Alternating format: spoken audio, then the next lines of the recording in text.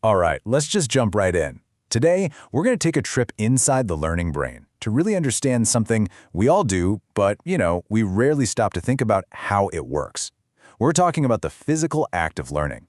Because behind every new skill you pick up, every little fact you remember, something is physically changing inside your head. I mean, have you ever really thought about it? What is actually happening on a biological level when you go from being totally clueless about something to getting it? It can honestly feel a little bit like magic, right? But the reality is so much cooler. It's a process of construction. And that right there is the big idea for today. Learning isn't just about passively collecting facts, like you're putting files into a cabinet. Nope. It's an active, physical process of rewiring. Your brain is literally building new connections and tearing down old ones every single time you learn.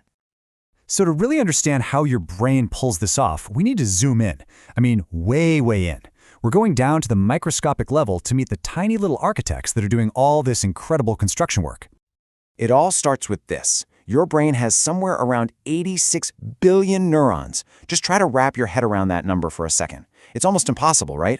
And it gives you an idea of the incredible complexity and power we're working with here. So what exactly is a neuron? Well, you can think of it like a tiny messenger, a specialized brain cell that's designed to send and receive information. Whenever you experience anything, hearing a new song, tasting a new food, whatever, specific groups of these neurons fire up together, creating a unique pattern. Okay, so here's a wild thought. Your neurons don't actually touch each other. There's this incredibly tiny gap between them called a synapse. And that little gap is where all the action happens. It's where chemical signals make the jump from one neuron to the next. And here's the absolute key.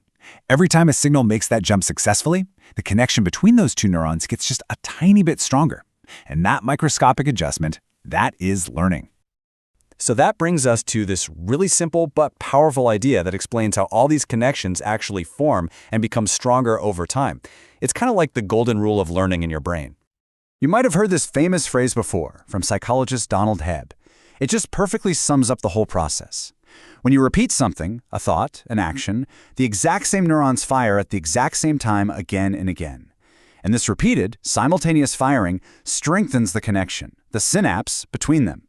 They literally become linked. They wire together, creating a super efficient pathway for that skill or memory. So what does this actually look like in the real world? Let's take a look at how this process of wiring neurons together transforms you from a fumbling, awkward beginner into someone who can do something automatically, without even thinking. Learning an instrument like the guitar is the perfect example. The first time you try to make a chord, it's just chaos, right? Your brain is firing signals down all sorts of messy, random pathways. That's why your fingers just won't cooperate. But as you practice, you start activating the same correct pathways over and over again. Your brain, which is super efficient, starts to notice this pattern. It begins to strengthen that main route and actually prune away the useless, inefficient connections. And eventually, what you're left with is this clean, fast, super highway for that chord, a mental shortcut. That moment it just becomes automatic, that is the feeling of your brain being physically rewired. But the work isn't done just because you put the guitar down for the day.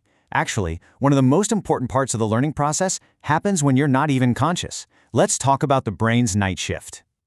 So during the day, you're out there practicing, doing the work, and forming all these new neural patterns.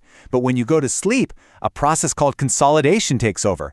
Your brain isn't just shutting down for maintenance, it's actively working to make those new connections solid and permanent.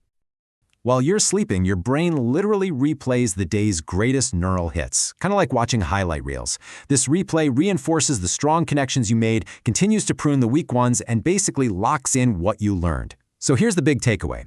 Getting a good night's sleep is not a luxury. It's a non-negotiable part of learning. It is often way, way more valuable than that extra hour of late-night cramming. So let's put it all together. Learning isn't some abstract, magical thing that just happens. It is a concrete, biological process. It's construction. Every moment of frustration, every tiny little breakthrough, that's the feeling of your brain physically rebuilding itself, one synapse at a time. And the best part is that this incredible ability to build and rebuild isn't something you outgrow. It's always there. In the next episode, we'll explore neuroplasticity, the science of how your brain keeps adapting every single day.